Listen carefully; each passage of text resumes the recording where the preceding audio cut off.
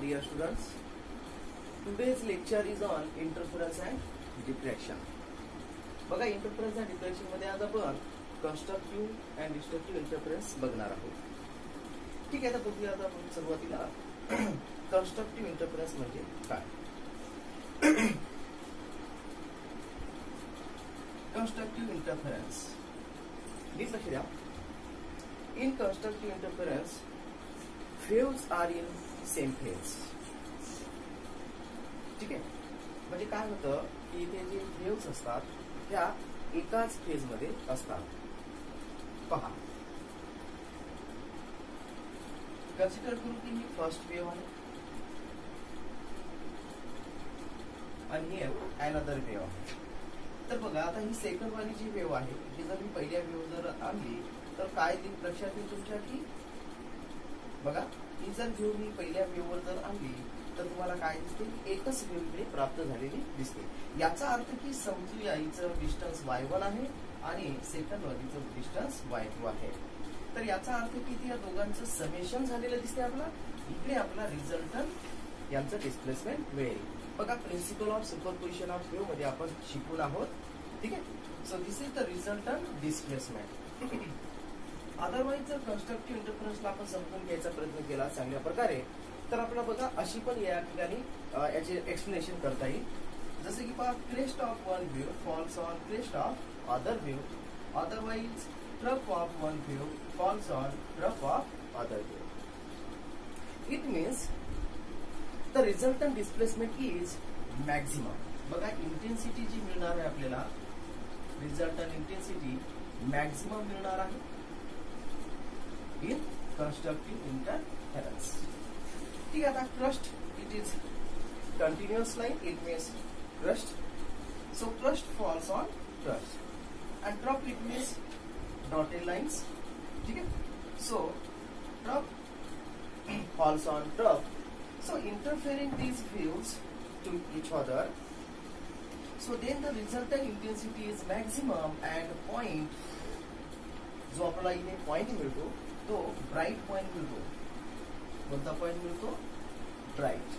ठीक आहे, बघा, सुरुवातीला मी सांगितलं की waves are in same phase. It means constructive interference. तिथे आपण काय केलं होतं बघा की पहिल्या वेव्हचं डिस्प्लेसमेंट आणि दुसऱ्या वेव्हचं डिस्प्लेसमेंट यांचं ऍडिशन केलं होतं. ठीक आहे, याचा अर्थ इकडे जे तुम्हाला रिझल्टंट डिस्प्लेसमेंट मिळणार आहे ते या दोघींच्या डिस्प्लेसमेंटच्या बेर एवढं मिळणार आहे की नाही. याचा अर्थ की डिस्प्लेसमेंट हे तुम्हाला ऍडिशन होऊन म्हणजेच वाढतं मिळत आहे. याचा अर्थ की displacement is displacement is also maximum in constructive interference. लक्षात राहील. बघा, इंटेन्सिटी मॅक्झिमम असणार आहे, पॉइंट ब्राइट मिळणार आहे, डिस्प्लेसमेंट मॅक्झिमम मिळणार आहे. कळेल तुम्हाला कन्स्ट्रक्टिव्ह इंटरफेरन्सचं जे एक्सप्लेनेशन आहे ते अशा प्रकारे आपण करू शकतो. ठीक आहे, आता बघूया की कन्स्ट्रक्टिव्ह इंटरफेरन्स मध्ये जो फेज आहे आणि पॅथ आहे म्हणजेच path difference and phase difference in constructive interference. ठीक आहे, फार महत्वाचा पॉइंट आहे. आता चला, आता आपण पाथ डिफरन्स बघूया. ठीक आहे, बघा, path difference in constructive interference is 0, lambda, 2 lambda on so on n lambda. लक्षात ठेवायचं आपल्याला की पाथ डिफरन्स कसा असतो. बघा, लॅम्बडा आलं की पाथ डिफरन्स समजायचं. ठीक आहे, so 0 lambda 2 lambda up to n lambda, this is path difference. हा जर व्यवस्थित असा जर मांडणी केली मी तर बघा 2n इंटू लॅम्बडा बाय 2. याचा अर्थ की 2 is a even number. So even multiple of lambda by 2. काय लक्षात येते आपल्याला बघा की पाथ डिफरन्स हा even multiple of lambda by 2 असतो. म्हणजेच यांच्या व्हॅल्यूज तुम्हाला 0, 1, 2 ऑन सो ऑन अशा प्रकारे पुट करत जाव्या लागतील. म्हणजेच तुम्हाला पाथ डिफरन्स हा even multiple of lambda by 2 मिळत जाईल. ठीक आहे, हा झाला पाथ डिफरन्स, तुम्ही लक्षात ठेवायचा.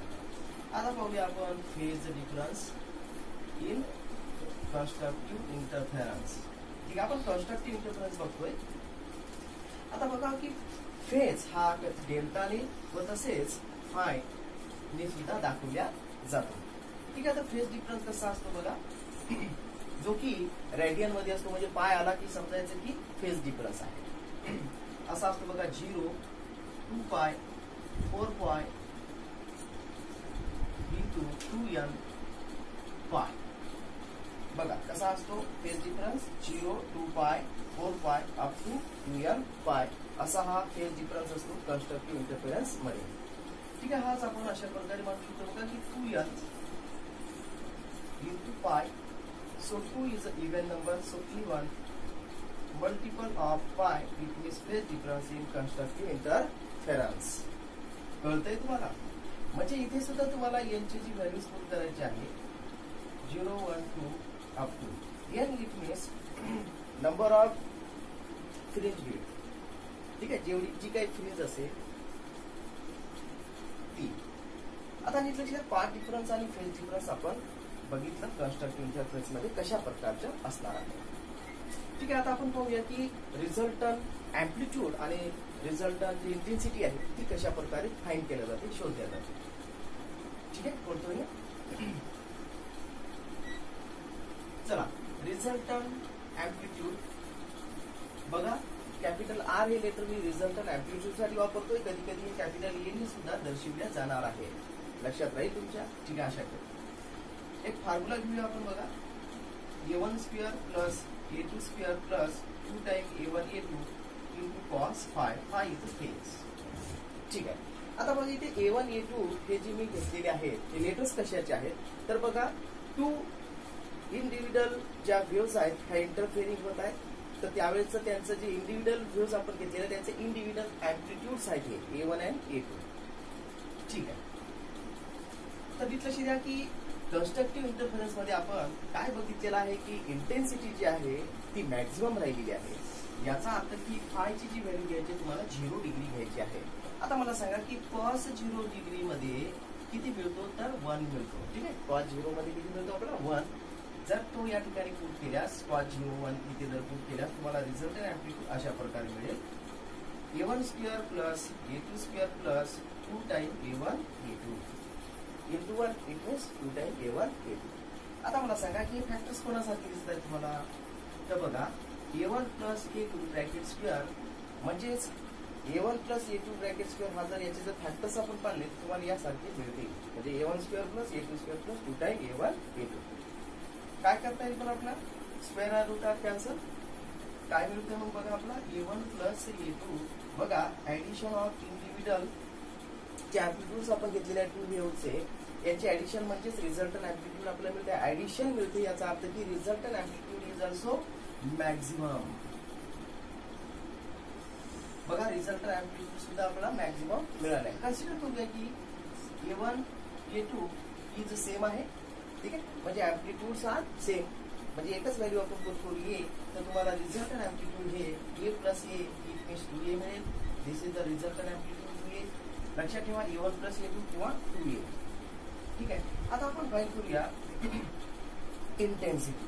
So intensity in constructive interference सुरुवातीलाच आपण पाहिलं की क्रेस्ट हा क्रस्ट वरती आणि ट्रफ हा ट्रफ वरती फॉल झाल्यामुळे रिझल्टंट इंटेन्सिटी ही मॅक्झिमम मिळते. ठीक आहे, तर ती कशी मिळाली असेल बघा. प्लीज लक्ष द्या की resultant intensity is proportional to square of resultant amplitude. आता मला सांगा रिझल्टंट अँप्लिट्यूड किती आहे आपल्याकडे तर 2a किंवा a plus a1 plus a2 असा आहे. तर 2a इथे जर मी पुट केला तर काय लक्षात येते 2a चा स्क्वेअर होईल याचा अर्थ 4a square. So this is the resultant amplitude. किती मिळाली 4a स्क्वेअर किंवा a1 plus a2 bracket square असा पण तुम्हाला मिळेल. ठीक आहे, अदरवाईज जर आपण इथे पुट केली a1 plus a2 bracket square अशा प्रकारे सुद्धा तुम्हाला रिझल्टंट अँप्लिट्यूड मिळणार आहे. समजलं मग कन्स्ट्रक्टिव्ह इंटरफेरन्स. ठीक आहे, पॉईंट कसा मिळतो ब्राईट इंटेन्सिटी मॅक्झिमम मिळते, डिस्प्लेसमेंट मॅक्झिमम मिळतं, अँप्लिट्यूड सुद्धा मॅक्झिमम मिळतं.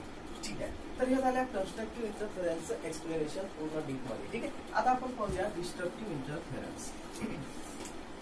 नीट लक्षात आहे की डिस्ट्रक्टिव्ह इंटरफेरन्स म्हणजे काय थोडक्यात जर डेफिनेशन पाहिली आपण सुरुवात जर करतो म्हटलं तर waves are in out of phase. It means opposite phase.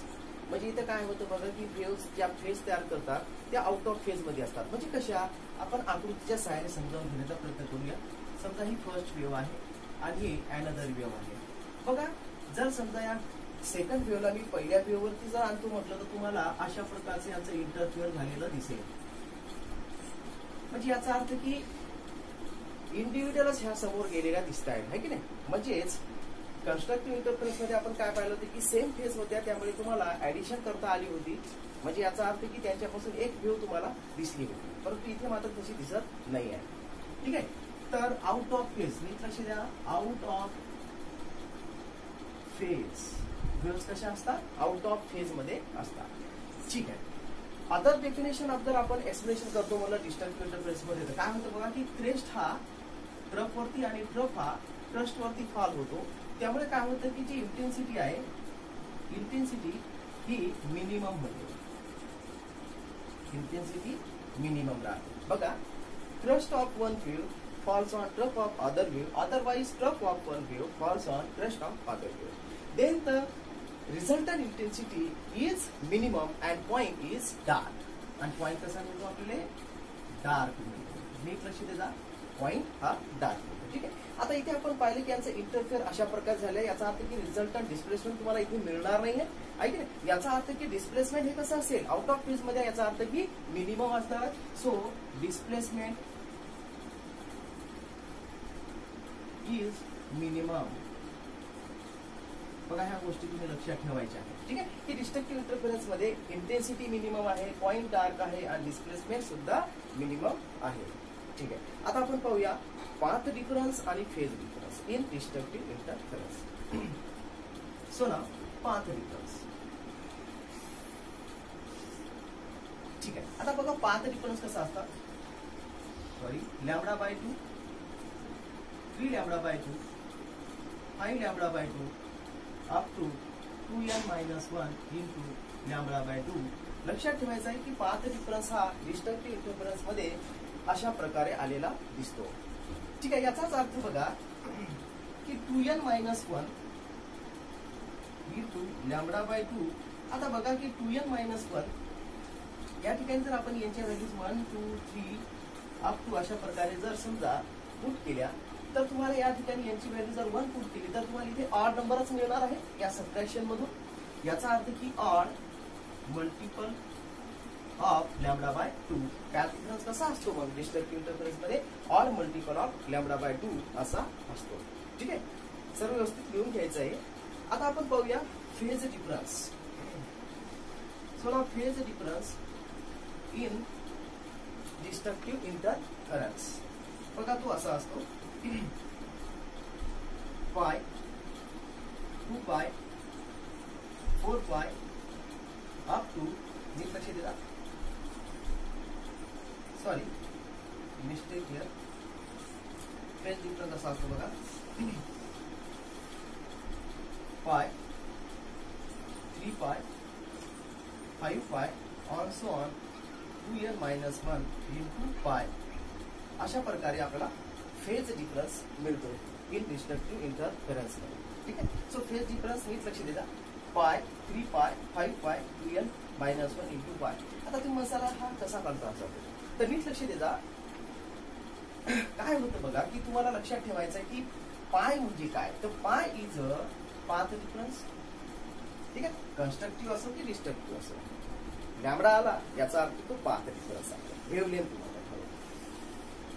तर बघा the distance lambda is equivalent to the phase difference of 2 pi. म्हणजे लॅम्बडा हा कोणा एवढा असणार आहे तर 2 पाय एवढा असणार. जर समजा इथे मी लॅम्बडाची व्हॅल्यू 2 पाय पुट केली तर काय दिसते, 2 इज कॅन्सल म्हणजे पाय मिळाले. चला इथे लॅम्बडाची किंमत 2 पाय पुट करा तर 2 कॅन्सल मिळेल, तुम्हाला ओनली 3 पाय मिळतील. आता अशा प्रकारे तुम्ही लक्षात ठेवू शकता. ठीक आहे. तर हा मिळाला आपला फेज डिफरन्स. ठीक आहे. चला अजून जर व्यवस्थित पाणी करतो म्हटलं तर 2n-1 into pi where n equal to 1, 2, 3 up to अशा व्हॅल्यू जर आपण पुट केल्या तर काय मिळते की इथं ऑड नंबरच मिळणार आहे. सो ऑड इंटू पाय याचा अर्थ की ऑड मल्टिपल बाय पाय, याचा अर्थ हा फेज डिफरन्स आहे इन डिस्ट्रक्टिव्ह इंटरफेरन्स. अशा करता तुम्हाला कळत असेल, थोडं फास्ट गेलो मी या ठिकाणी. ठीक आहे. आता आपण पाहूया रिझल्टंट अँप्लिट्यूड आणि रिझल्टंट इंटेन्सिटी डिस्ट्रक्टिव्ह इंटरफरन्स मध्ये कशा. रिझल्टंट इंटेन्सिटी तुम्हाला माहितीच आहे, मिनिमम राहिली, आपण ती कशी राहते ती पाहू. चला रिझल्टंट अँप्लिट्यूड सध्या काढू. ठीक आहे. फंडामेंटल फॉर्म्युला जो आपण कन्स्ट्रक्टिव्ह इंटरफरन्स मध्ये घेतला होता तो घ्यायचा आहे. So a1 square plus a2 square plus 2 time a1 a2 into cos phi. Five it means phase. ठीक आहे. तर नीट लक्ष द्या की फाय इंटेन्सिटी कशी राहिलेली आहे बघा की डिस्ट्रक्टिव्ह इंटरफरन्स मध्ये ती राहिलेली आहे मिनिमम. याचा अर्थ की इथे तुम्हाला घ्यायचे आहे 180 डिग्री, म्हणजे फेज इथं तुम्हाला 180 चा मिळतो. ठीक आहे. आता माहित आहे की आपला कॉसची 180 मध्ये जी व्हॅल्यू मिळते ती मिळते -1. बघा मी इथे -1 पुट करणार. So in the root of a1 square plus a2 square plus 2 time a1 a2 into -1. So plus minus minus होतील. a1 square plus a2 square minus 2 time a1 a2 अशा प्रकारे तुम्हाला इथे प्लस मायनस मायनस आलेलं दिसेल. आता बघा हे फॅक्टर्स कोणाचे आहेत, तर ते आहेत a1 square minus a1 minus a2 bracket square. याचे हे आपल्याला फॅक्टर्स आलेले दिसतात. याला जर आपण सॉल्व्ह केलं फॅक्टराइज फॉर्म्युला वापरून याला जर सॉल्व्ह करतो म्हणलं तुम्हाला a1 square plus a2 square minus 2 time a1 a2 मिळेल. ठीक आहे. स्क्वेअर अँड रूट जर कॅन्सल केल्यास आपल्याला मिळेल a1 मायनस a2. बघा रिझल्टंट अँप्लिट्यूड तुम्हाला मिनिमम मिळालं. इथे ऍडिशन आली का नाही, सबट्रॅक्शन आलंय बिटवीन द टू इंडिव्हिज्युअल अँप्लिट्यूड्स. ठीक आहे. So this is the destructive interference. जर समजा आपण a1 इजिकल टू a2 इजिकल टू a याचा अर्थ की इंडिव्हिज्युअल जे अँप्लिट्यूड्स आहे ते सेम आहे आणि त्याची व्हॅल्यू a पुट केल्यास तुम्हाला इथे रिझल्टंट जे अँप्लिट्यूड आहे ते 0 आलेलं दिसेल. याचा अर्थ मिनिमम झालेलं दिसेल. ठीक आहे. आता आपण पाहूया intensity. So intensity, resultant intensity, it means proportional to the square of amplitude. याचा अर्थ की I इज इक्वल टू नीट लिहिते I it means intensity, R it means amplitude. Amplitude किती मिळालं होतं आपला 0. जर इथे 0 पुट केलं तुम्हाला मिळेल 0चा स्क्वेअर इट मीन्स 0. किंवा अदरवाईज जर आपण a1 मायनस a2 पुट केल्यास a1 मायनस a2 चा स्क्वेअर हा सुद्धा तुम्हाला रिझल्टंट इंटेन्सिटी प्राप्त होते आणि तो कसा राहिलेला आहे, मिनिमम राहिलेला आहे. अशा करून तुम्हाला हे सर्व व्यवस्थित समजत असेल. लिहून घ्या. ठीक आहे. आता आपण याच्यावरचे काही न्यूमेरिकल्स बघणार आहोत जे की MSCT मध्ये विचारलेले क्वेश्चन्स की या ठिकाणी घेतलेले आहेत. बघा न्यूमेरिकल्स घेतलेले आहेत. ठीक आहे. तर आपण एका एकाने क्वेश्चन सॉल्व्ह करून बघूया. बघा पहिला क्वेश्चन दिला आहे. 2 interfering waves are arriving at a point on screen with path difference of 120 lambda. The path difference is 72 micrometer. The wavelength of light is, आपला वेवलेंथ काढायची आहे. At the point डार्क और ब्राईट. तर point हा bright मिळतो की dark मिळतो हे सुद्धा आपल्याला ओळखायचं आहे. तर बघा काय लक्षात येते आपल्या इथे जो पाथ डिफरन्स दिला तो 120 लॅम्बडा. ठीक आहे. सो पाथ डिफरन्स दिले आपल्याला 120 लॅम्बडा. जर तुलना केली आपण n लॅम्बडा सोबत तर काय लक्षात येते की कन्स्ट्रक्टिव्ह इंटरफेरन्स मध्ये आपल्याला जे पाथ डिफरन्स आहे तो n लॅम्बडा मिळतो. बघा n इथे किती आहे, 120 आहे. याचा अर्थ की ही इव्हन नंबर आहे. ठीक आहे. तर इव्हन नंबर आहे याचा अर्थ की हा कन्स्ट्रक्टिव्ह इंटरफरन्स आहे. आता कन्स्ट्रक्टिव्ह इंटरफरन्स मध्ये आपण पाहिलं होतं की इंटेन्सिटी मॅक्सिमम आणि पॉईंट कसा मिळतो, ब्राईट पॉईंट मिळतो. तर आपल्या लक्षात येते की ब्राईट हे आपला आन्सर असायला हवं आहे. तर बघा आता ब्राईट हे ऑप्शन ए आहे.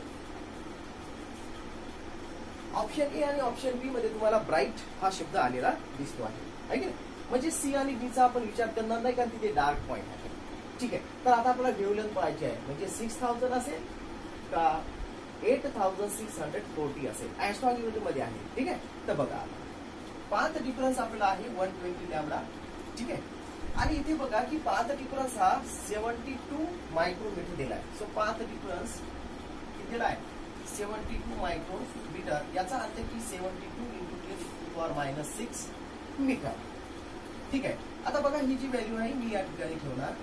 म्हणजे 72 into 10⁻⁶ is equal to 120 lambda. बघा 120 ला डिवायडेशन मध्ये आणा. So 72 into 10⁻⁶ upon 120 is equal to lambda. ठीक आहे. तर आपल्याला काय दिसते बघा 1272 आहे की. याचा अर्थ 6/10 into 10⁻⁶ is equal to lambda आहे की. चला याला सॉल्व्ह केल्यास तुम्हाला काय मिळतं बघा की 0.6 into 10⁻⁶ is equal to lambda.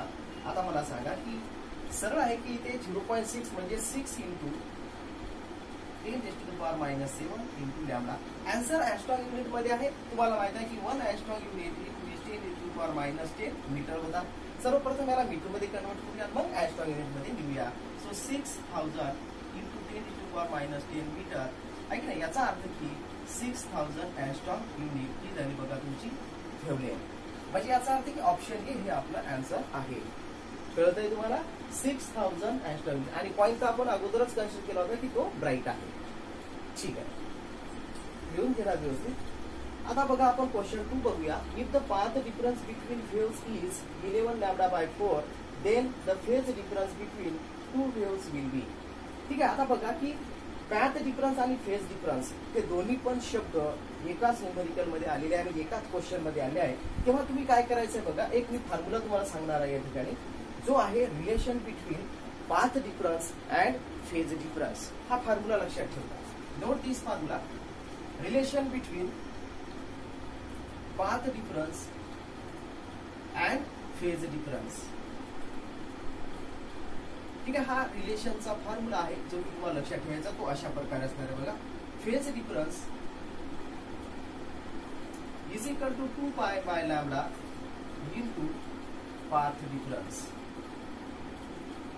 ठीक आहे. हा व्यवस्थित फॉर्म्युला लक्षात ठेवचा, कारण फार महत्वाचा आहे. आता बघा की आपला जो क्वेश्चन दिलेला आहे सेकंड नंबरचा जे न्यूमेरिकल आहे, यामध्ये पाथ डिफरन्स किती आहे बरं? 11. बघा काय दिलंय? 11 λ/4. ठीक आहे. सो 2π/λ इंटू पाथ डिफरन्स आपल्याकडे आहे 11 λ/4 आणि आपला फेज डिफरन्स काढायचाच आहे. ठीक आहे. काय दिसते आपल्याला बघा की पाय कॅन्सल करूया आणि 2 to the 4. याचा अर्थ की पाय इंटू 11/2 याचा अर्थ की 11π/2. सांगा आहे का ऑप्शन आपल्याकडे? हो आहे. ऑप्शन नंबर ए बघा, 11π/2. चला आता आपण क्वेश्चन नंबर 3 बघूया. काय सांगतो बघा. ए screen is place at distance from 2 images of an illuminated slide. The distance of point on the screen from the 2 images are 1.8 into 10⁻⁻5 and 1.23 into 10⁻⁻5 metre. ठीक आहे. बघा स्क्रीन पासून म्हणजे ज्या स्लाइड्स ज्या इमेज प्राप्त झाल्या आहेत त्यांचं डिस्टन्स आपल्याला दिलं. याचा अर्थ की पाथ डिफरन्स दिलेला आहे. सो पाथ डिफरन्स आपण करूया पहिले. So path difference is equal to 1.8 into 10⁻⁻5 minus 1.23 into 10⁻⁻5. ठीक आहे. सो 1.8 मधून जर 1.23 मायनस केले तर आपल्याला मिळेल 0.57 आणि 10⁻⁻5 कॉमन येईल. ठीक आहे. आता बघा हा डेसिमल मी राईट करे सर पुन्हा तर काय होईल तर 57 इंटू 10⁻⁷ मीटर. याचा अर्थ की आपला पाथ डिफरन्स किती मिळतोय? 57 इंटू 10⁻⁷ मीटर. आता नीट लक्षात द्या की 57 ही एक ऑड नंबर आहे. याचा अर्थ की डिस्ट्रक्टिव्ह इंटरफरन्स या ठिकाणी आलेला आहे. तर डिस्ट्रक्टिव्ह इंटरफरन्स मध्ये आपण पाथ डिफरन्स कसा बघितलेला आहे तर बघा 2n-1 इंटू λ/2 असा आपण पाथ डिफरन्स बघितलेला आहे. ठीक आहे. तर याचा अर्थ की इथे डार्क पॉइंट मिळणार आहे. ठीक आहे. कोणता पॉइंट मिळेल? डार्क. ठीक आहे. तर आता बघा सोल्युशन मध्ये आपल्याला डार्क हे बी ऑप्शन आणि डी ऑप्शन मध्ये दिसते आहे. ठीक आहे. परंतु आपल्याला आता रेंज माहित नाही की ते 10th नंबरची आहे की 9th नंबरची आहे. ठीक आहे. तर बघा आता पाथ डिफरन्स आपल्याला किती आहे? 57 into 10⁻⁻7 is equal to 2n-1. ठीक आहे. इंटू मला सांगा लॅमडा किती त्यांची वेवलेंथ किती आहे आपल्याला तर 6 into 10⁻⁷. So 6 into 10⁻⁷ divided bye 2 आहे. ठीक आहे. याचा अर्थ की असा भाग कुठला? ठीक आहे. आता काय करू आपण 3 इंटू 10⁻⁷ जे आहे ते आपण 57 इंटू 10⁻⁷ च्या डिवायडेशनला आणूया. So 57 into 10⁻⁷ divided by 3 into 10⁻⁷ किती राहिले बघा तर 2n-1 राहील. ठीक आहे. 10⁻⁷ आणि 10⁻⁷ कॅन्सल होतील. ठीक आहे. आता बघा -7 ला डिग्री आणला तर 57/3 प्लस 1 किती राहिले तर 2n. ठीक आहे. आता बघा हा जर सॉल्व्ह केला आपण तर काय लक्षात येते आपल्या की 60 divided by 3 is equal to 2n. कळते ना? 57 प्लस 3/3. म्हणजे 3 into 1 इक्वल्स 3 आणि 57 मध्ये 3 ऍड केले अपॉन 3. ठीक आहे, म्हणजे इक्वेटिंग द डिनॉमिनेटर. ठीक आहे, तिथे भाग केल्यास आपला काय दिसत आहे की 20 इज इक्वल टू 2n.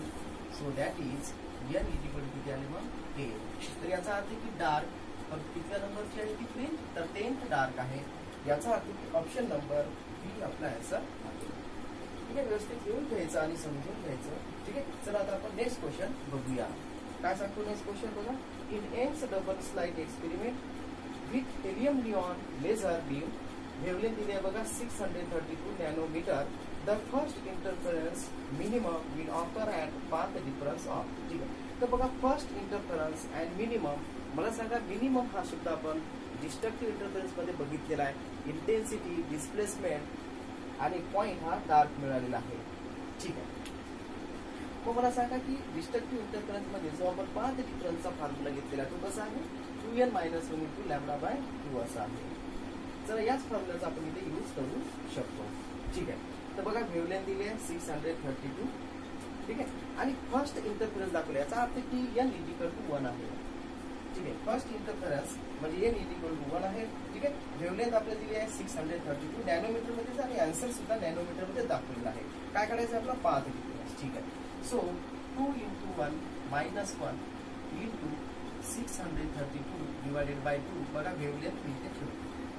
ठीक आहे, याचा अर्थ की 1 × किती मिळेल इथे बघा 3, 1 and 6. याचा अर्थ 360 नॅनोमीटर. कळतंय ना तुम्हाला. यांची व्हॅल्यू 1 इथे केला कारण फर्स्ट इंटरफरन्स सांगितलं होतं. ठीक आहे, म्हणून याची व्हॅल्यू आपण 1 ठेवली.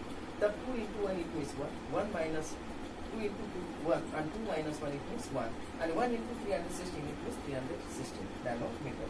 ऑप्शन बघा हे नंबरचा आपला ऑप्शन आहे 360 नॅनोमीटर. दिसते. ठीक आहे, आता आपण बघूया next question. In interference experiment when minimum intensity is obtained, the phase difference between the superimposing waves. बघा बोर्ड मध्ये तुम्हाला हा क्वेश्चन विचारला आहे. सर्व विचारलेले क्वेश्चन मी तुम्हाला सांगतोय.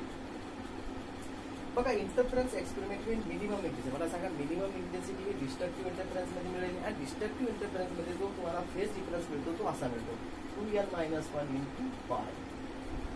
मग मला सांगा 2n - 1 × π ऑप्शन नंबर बी आपलं करेक्ट आहे. कारण आपला फेज डिफरन्स काढायचा होता मिनिमम इंटेन्सिटी. मिनिमम इंटेन्सिटी कुठे असते तर डिस्ट्रक्टिव्ह इंटरफरन्स मध्ये असते आणि डिस्ट्रक्टिव्ह इंटरफरन्स मध्ये फेज डिफरन्स 2n - 1 × π असतो म्हणजे ऑड × π.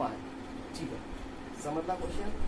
आता आपण बघूया 6 नंबरचा क्वेश्चन. काय सांगतो बघा. At a point path difference between two waves emitted by two coherent sources of wavelength 4000 angstrom unit is 2 micrometer. The phase difference between two waves at that point is. ठीक आहे, तर बघा पाथ डिफरन्स आणि phase difference हे दोन्ही पण शब्द एकाच न्यूमेरिकल मध्ये आले आहेत. बघा तुम्हाला क्वेश्चन नंबर 2 सॉल्व्ह करत असताना काय आयडिया दिली होती की पाथ डिफरन्स आणि फेज डिफरन्स तुम्हाला दिसले आणि त्यापैकी एकाची किंमत तुम्हाला काढायला सांगितलं, तुम्ही त्याचं रिलेशन वापरा. काय पाहिलं होतं आपण रिलेशन बघा. Phase difference is equal to 2π/λ × path difference. हा आपल्याला रिलेशन होता. ठीक आहे, तर बघा इथे तुम्हाला लॅम्बडा पण गिवन आहे आणि पाथ डिफरन्स पण गिवन आहे आणि तुम्हाला फेज डिफरन्स काढायचा आहे. काय करायचं आपल्याला फेज डिफरन्स. ठीक आहे, सर 2π/λ बघा 4000 angstrom युनिट मध्ये आहे मीटर मध्ये कन्वर्ट करा म्हणजे 4000 angstrom unit it means 4 × 10⁻⁷ metre. So 4 × 10⁻⁷ it path difference बघा 2 मायक्रोमीटर आहे म्हणजे 2 मायक्रोमीटर इट मीन्स 2 × 10⁻⁶ मीटर. याचा अर्थ असा व्हायला की 1 micro it means 10⁻⁶ metre. So 2 × 10⁻⁶. बघा काय झाले 2 × 2 इट मीन्स 4 आणि 4 डिवाइडेड बाय 4 कॅन्सल होती. किती मिळाले बघा 5 × 10⁻⁶ डिवाइडेड बाय 10⁻⁷. आता -7 जर वर आले तर +7 होतील. याचा अर्थ की 5 × 10⁻1. याचाच अर्थ काय होईल तर 10π. सांगा काय आहे आपला ऑप्शन. Option number A 10π. कळतंय. व्यवस्थित येऊन द्या आणि छान अभ्यास ठेवा. आता आपण पाहूया क्वेश्चन नंबर 7. बघा काय सांगते इथे. 2 waves of amplitudes A1 and A2 superimpose with each other such that A1 greater than A2, the difference between maximum and minimum amplitude is. चला आपला मॅक्झिमम आणि मिनिमम मधला डिफरन्स काढायचा. तर नीट लक्ष द्या, कन्स्ट्रक्टिव्ह इंटरफरन्स मध्ये आपला मॅक्झिमम अँप्लिट्यूड मिळालेला आहे. सांगा मॅक्झिमम अँप्लिट्यूड कन्स्ट्रक्टिव्ह इंटरफरन्स मध्ये आपण कसा काढला होता, तर A1 प्लस A2 असा ठेवून ते स्मॉल लेटरचा यूज केला होता बघा आपण, A1 प्लस A2. तर हे झालं maximum amplitude in constructive interference. आता मला सांगा की डिस्ट्रक्टिव्ह इंटरफरन्स मध्ये जो मिनिमम आपल्याला अँप्लिट्यूड मिळाला आहे किती मिळाला आहे, तर A1 मायनस A2 असं मिळालं आहे. आता यांचं तुम्हाला डिफर काढायचं आहे, म्हणजे डिफरन्स तयार करायचा, म्हणजे सबट्रॅक्शन करावं लागेल. राईट. तर बघा सबट्रॅक्शन करत असताना आपण काय करतो, जे इक्वेशन सबट्रॅक्ट करतो त्याच्या आतमध्ये चिन्ह बदलत असतो. म्हणजे तुम्हाला डायरेक्ट मध्ये समजून सांगते. सो प्लस आहे तर प्लसचे मायनस होतील, इथे बघा मायनस आहे तर मायनसचे प्लस होतील. तर बघा प्लस A1 आणि मायनस A1 कॅन्सल झाले, तर A2 प्लस A2 म्हणजे काय झाले, 2 टाइम A2. आणि अशा प्रकारे आपण काय केलं आहे, डिफरन्स बिटवीन मॅक्झिमम आणि मिनिमम अँप्लिट्यूड काढला. किती आला तो, 2 टाइम A2. आहे आन्सर आपला ऑप्शन नंबर बी. ठीक आहे. आशा करतो विद्यार्थी मित्रांनो तुम्हाला हा पार्ट समजला असेल. पुन्हा एकदा हा व्हिडिओ बघा आणि कन्स्ट्रक्टिव्ह डिस्ट्रक्टिव्ह इंटरफरन्स मध्ये मी जे माहिती तुम्हाला सांगितली आहे ती सर्व व्यवस्थित लिहून घ्या आणि त्याच्यावरती रिव्हिजन करा आणि हे पूर्ण क्वेश्चन्स पुन्हा एकदा सॉल्व्ह करून बघा.